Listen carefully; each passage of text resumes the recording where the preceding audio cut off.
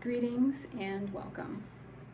So this is an introduction to the video that you are going to view next, and it is my preparation for you of apple crisp. This is a recipe that has been in my family for a very long time, and I wanted to share it with you. So this time of year that we're in, it is fall or autumn, depending on where you are. I, in particular, prefer the term autumn. It's very nostalgic for a lot of people, especially myself. And I like to make certain dishes, treats, meals, so forth, during certain times of the year, in particular now, because it is getting a little bit cold here in Tennessee, and today is October 31st, so it is Halloween. And if you celebrate the Sabbaths, the pagan holidays, this is the first day of Samhain, and it runs from October 31st through November 1st. So I've got 2 days of celebration or commemoration right now. So whether you believe in that, or you have another religion that you follow or believe in, or perhaps you don't recognize any religion, it's okay. You can always get in the kitchen and bake something for whatever reason you would like. So this video on the apple crisp it's a very, very simple recipe to follow. And I will include beneath the video all of the ingredients that you will need to prepare it. It doesn't take long, and it's just so good afterwards. It's very warming, and it's just perfect for this time of year, any time of year, but this time in particular. So I hope that you give it a try. And I apologize because I did not film an ending to this video, so this is also my intro and my ending apology to you, because no surprise, I neglected to do that, so sorry about that. But sit back, enjoy it. The recipe will be there for you, so just sit back and enjoy the video, watch it. You don't feel like you have to write everything down right away. See if it's something that you'd like to make, and I hope that you give it a try. So be well and take care this time of year. All right. Hi there, and welcome to my kitchen. So today I would like to make some apple crisp. So here in Tennessee, it has started to cool off quite a bit. It's not cold necessarily, but it has cooled off to a point where fresh apples are in season, and making apple crisp is one of those treats that I like to make during autumn and fall. It just sort of goes along with the season. So my one cat, Onyx, just walked through the picture. I think he may try to help us make this today. I'm not really sure what his plans are, but I do have some golden delicious apples. These are really nice golden delicious apples, and I've got 2, 4, 6, 8 of them. My recipe calls for 10, but I only have 8, so I'm just going to follow the instructions that I normally would for 10. For the 8, these are, average size apples. And I've got my ingredients over here. I've got flour and sugar. You can use raw sugar if you'd like. I have some raw sugar, but I don't have enough to complete this recipe, so I'm just using regular mainstream white sugar. Brown sugar, rolled oats, cinnamon, and I like a little clove powder and some nutmeg as well added to the recipe. And I also have a lemon. I like to squeeze a little fresh lemon juice over the apples before I put the topping on and put it in the oven. So basically this is a 3-part video where I've already washed and cleaned the apples, but I do need to peel them. So you'll need a cutting board or something to cut your apples on, a sharp knife, and an apple peeler. I also have some vegan butter, but you can use regular mainstream butter if that's what you'd like to do. And I have my mixing bowl. It's actually a container, and the apples are sitting on the lid. I do not know what has happened to my large mixing bowl. That's what happens when you move so many times. You lose track of things. But I do have 2 baking dishes here. I have another one put away as well. So I determine what size dish I'm going to use after I slice the apples. So I sort of have to make a judgment as to what dish I'm going to bake these in according to how much all of these apples will yield after I cut them. So, all right, I'm going to try to speed up the peeling process, and once I do that, I'll be back.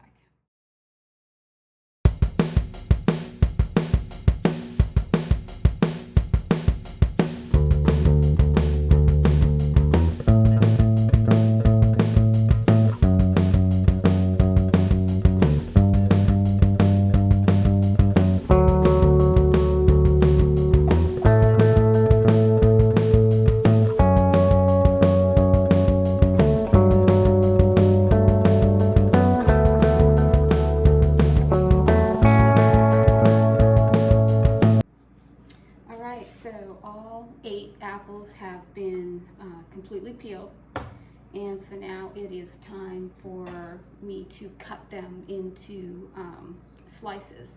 So you can use chunks of apples. Historically, it has been, I usually cut the apple in half, and then I slice from there, but I make them fairly thick, about 1/4 inch thick. But what to do with these, with the apple peel. So I'm gonna hold on to this. I'm gonna put it in a glass container, and then I'm gonna freeze it, and I'm gonna use it for smoothies. So I'm gonna go ahead and do that real quick.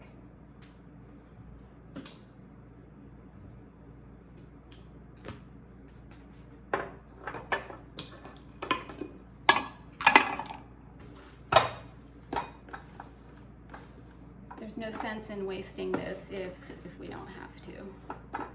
I will find a use for it.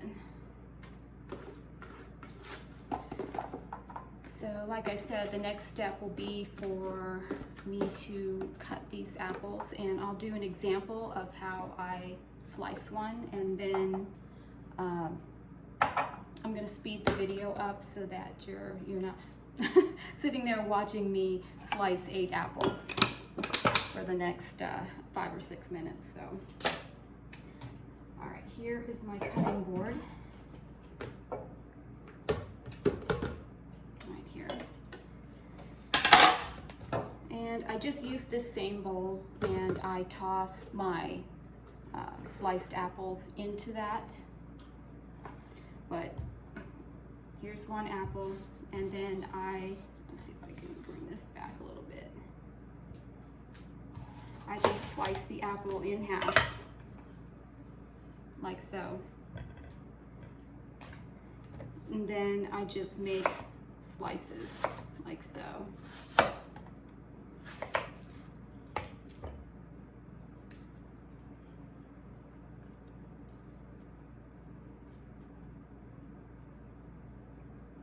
About 1/4 inch thick. And this one, you'll eventually reach the core, and you can just do a little triangular notch and remove it. So then I'm just gonna go ahead and toss those apples in there, but I'm gonna try to fast forward this so that you're not sitting there watching me do this.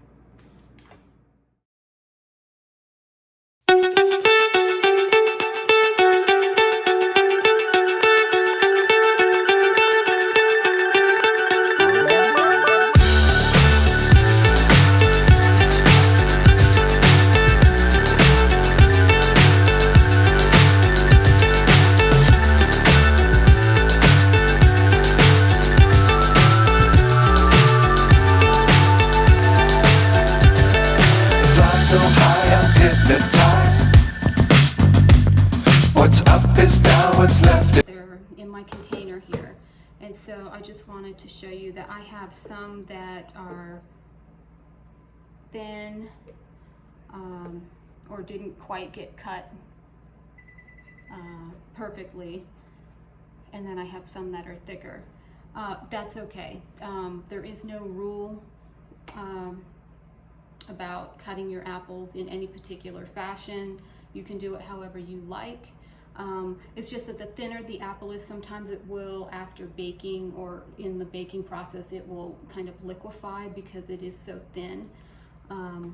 So that's okay. But I have made a determination though, that with these 8 apples, I'm not quite sure that this pan is going to work. It's a 9x9, and then I have this one, which is like a 10x6 pan. I don't think either one of those are going to work.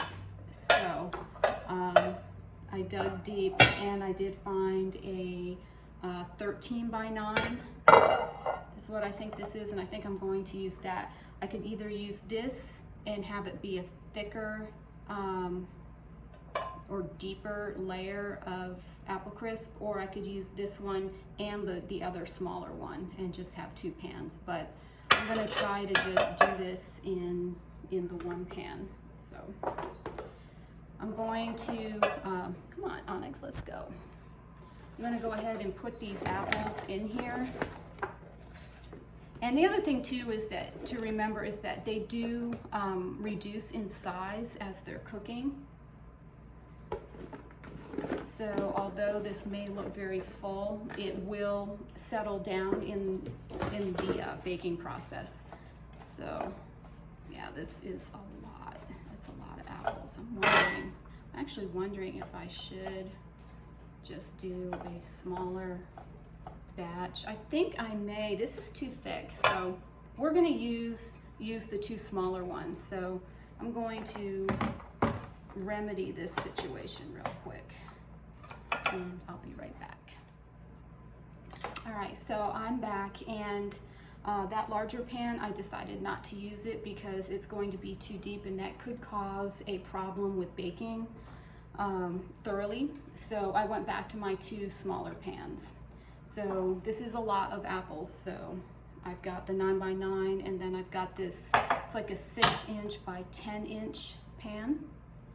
And then now it's time to put some ingredients together. Now what we're going to make now just goes on top of the apples as like a mix, and then we do the crumbly topping. That's separate. So in this, it's a 4-cup measuring cup, and because I am low on mixing tools and bowls, I'm going to mix this particular mixture in the 4-cup measuring cup. So I've got my white sugar. This is 1 cup of just basic white sugar. And then the next ingredient is 1 tablespoon of all-purpose flour. And so I usually keep my flours, any kind of baking flour, in the refrigerator, and that sort of helps maintain its freshness over time. So, all right, so there's the 1 tablespoon. Oops, that was. Okay. So then the next thing for dry ingredients is cinnamon. So it calls for 1 tablespoon. I don't always measure my cinnamon because I like it so much, but I think I'm just going to eyeball it.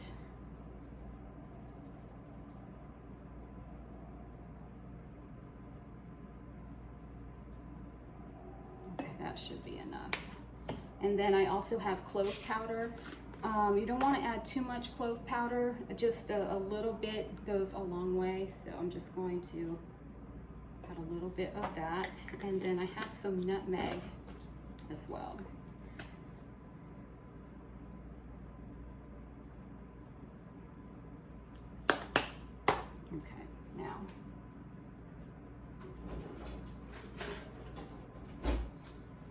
also have the oven heating at 350 degrees, preheating. And so then I'm going to I'm just taking a spatula and I'm just sort of turning and folding the sugar in with the dry spices and the flour.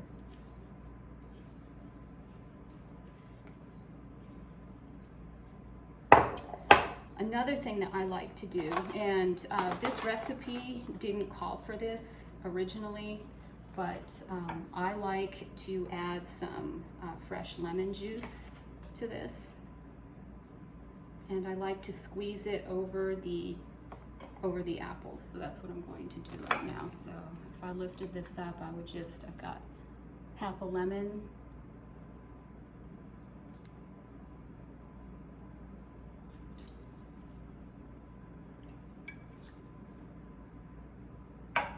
And I'm doing it to the second one here as well.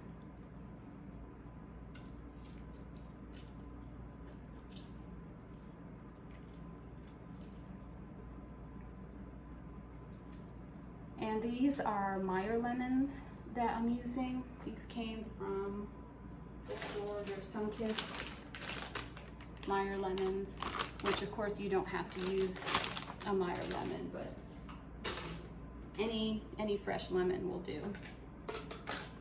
All right, so now what I have to do is, let me see if I can tilt you downward. I don't know that I'm going to be able to do that, so I might just have to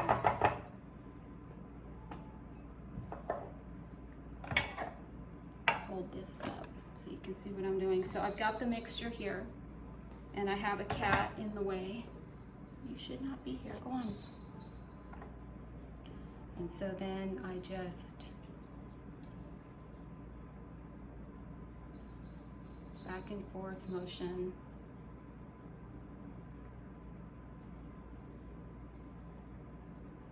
And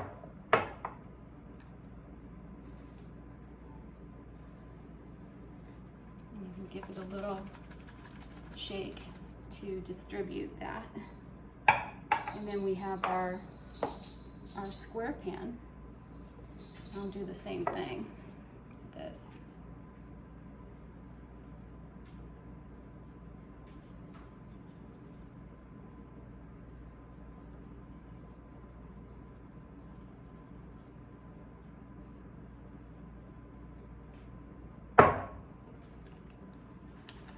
Give it a little shake. And since we have some left over, I will just divvy it up between this pan and the other one.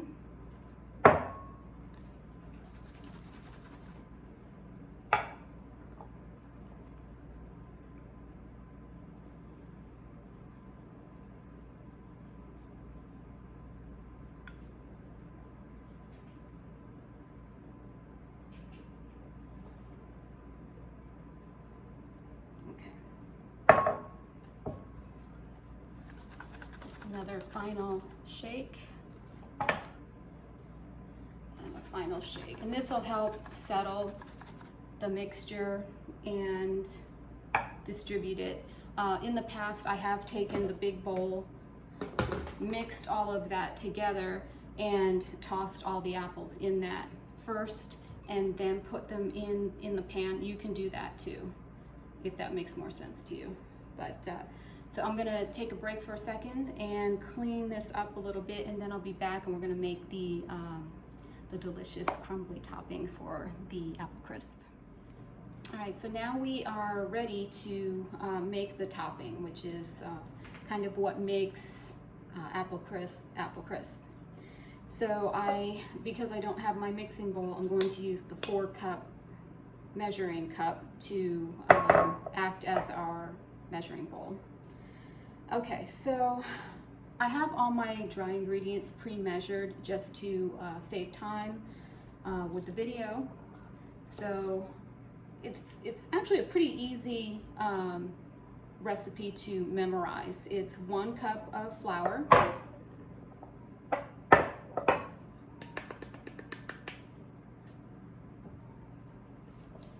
1 cup of oats,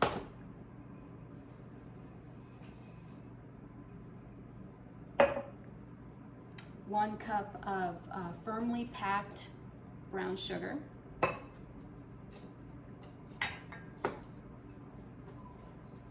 I'm just going to start working that together, try to incorporate these 3 ingredients together before I add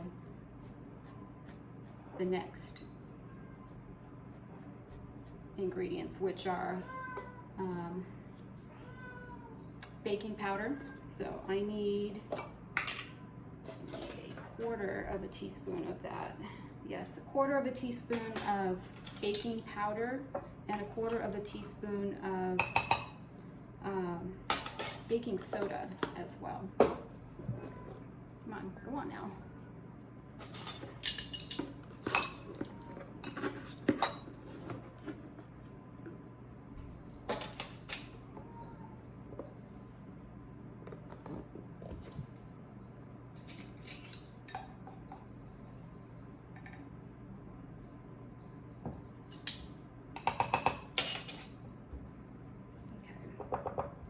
So I'm going to grab a fork. Got a fork.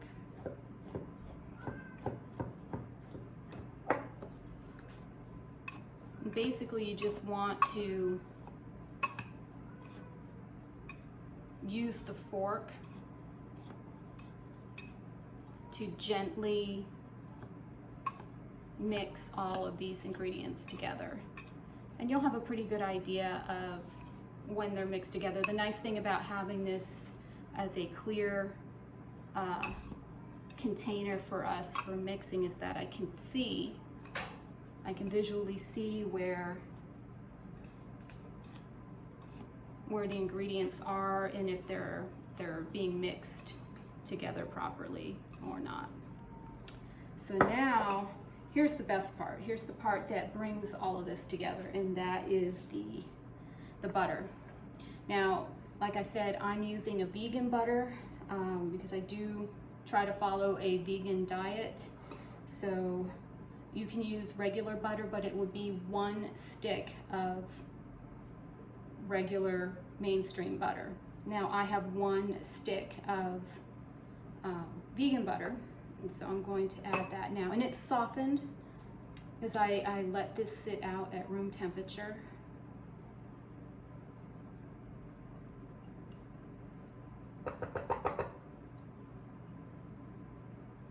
And honestly, I really haven't noticed a whole lot of difference in vegan butter versus regular butter. I don't think my cats like it very much. My cats like regular butter, but I don't. It just doesn't work for me. But this is the brand that I use. I'm not certain how to properly pronounce it. Miyoko's. And you can find this in your dairy section at the supermarket. All right, so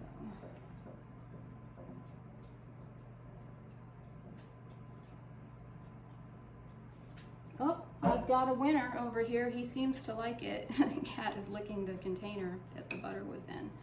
So I'm going to go off screen and I'm going to finish mixing this up, and then I'll be back and we'll finish this up and put it in the oven. All right, so I wanted to come back and show you that you probably won't be able to see this very well, but it's still considered, you know, a dry topping, but the more you work it, the better, because it will get to a point where you can pick it up and form it, and that's sort of about the consistency that you want. So if you have washed your hands and your hands are clean, you can get in there with your hands and just massage it a little bit and work those ingredients in together. And that'll help move the process along a little bit faster too. Because you got to put a little bit of elbow grease into making the topping. Besides, you're going to have to use your hands anyway when it comes to putting the topping onto your onto your apple crisp before you put it into the oven.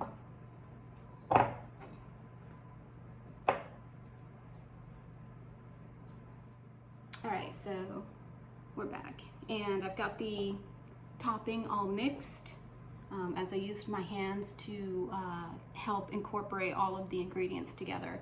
And so I've got the first pan, and basically you're just going to take the crumbles and just use your fingers to go like this, and you'll find that it will naturally just crumble nicely onto the apples. And I know that we have plenty of this topping to do both of these pans, but I want to just make sure that, and you'll want to make sure that you do leave enough for both pans, so maybe just go back and forth between this pan and your second pan if you are using two pans.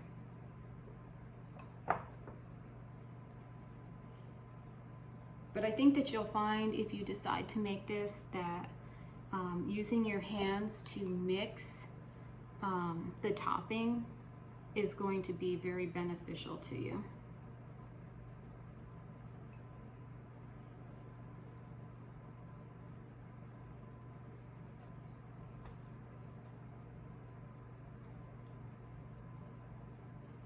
And it's okay if you find that you've got a little bit of flour showing in your mixture, that's okay.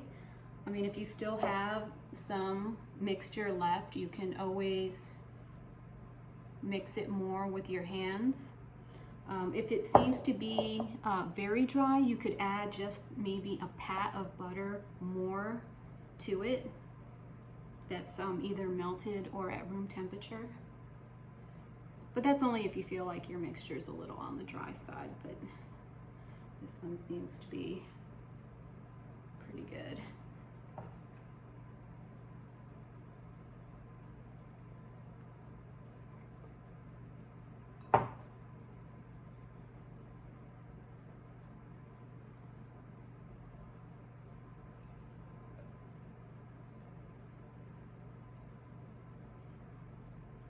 Just make sure you hit all the spots where you see some bare apple. Everybody wants some topping. And you may or may not have some left over when you're through, and that's okay if you do. It's not a big deal. Okay, so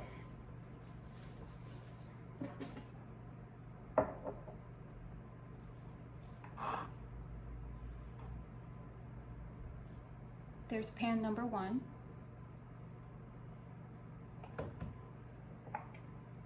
And pan number 2.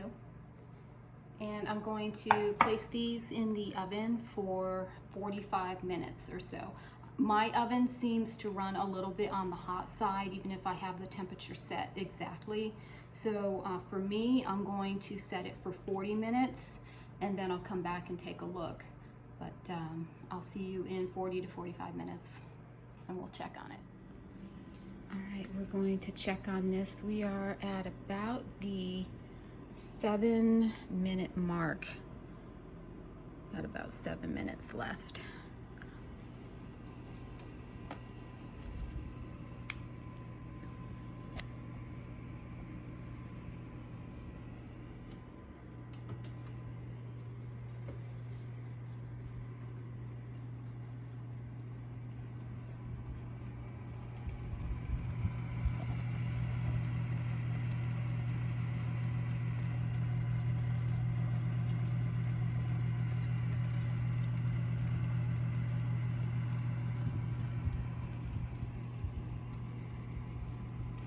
Looks and smells so good right now. So very soon we'll be taking this out.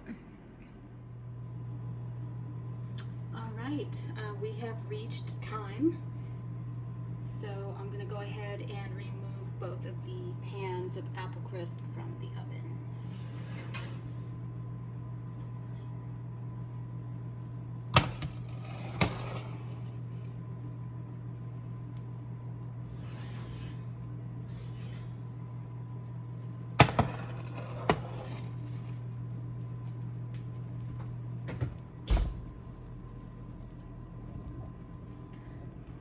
These are still bubbling and very, very hot. But oh goodness, they smell so good.